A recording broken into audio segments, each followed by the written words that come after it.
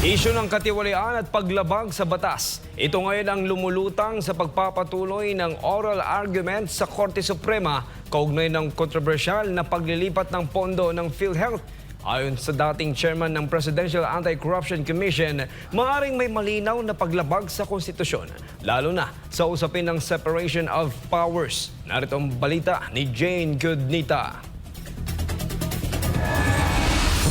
Ayon sa dating chairman ng Presidential Anti-Corruption Commission o PACC na si Greco Bellica, malinaw na may paglabag sa batas. Bukod sa umunoy iligal na paglilipat ng pondo, hindi rin anya malinaw ang naging papel ng iba't ibang ahensya ng gobyerno, lalo na ang Kongreso.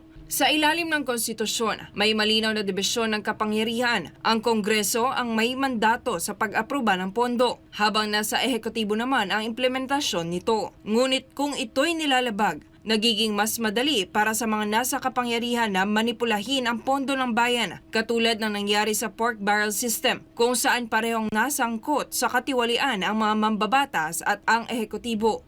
So these are already clear signs ng violation of law, to my opinion, based on the oral arguments. Kasi alam nyo, yan talagang division at pagkakahiwalay ng kapangyarihan, mag-appropriate na ibinigay sa Kongreso at mag-implement ng pondo na ibinigay naman sa Executive Department.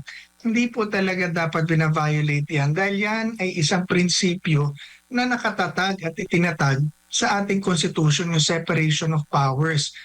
Sa isyu ng PhilHealth, posibleng may iba pang ahensya ng gobyerno na dumaranas ng parehong problema sa maling paggamit at iligal na paglilipat ng pondo. Sabi pa niya, lalo pang lumala ang korupsyon matapos buwagin ng Marcos Jr. Administration ang PACC na dating pangunahing ahensya sa pagbusisi ng katiwalian sa gobyerno.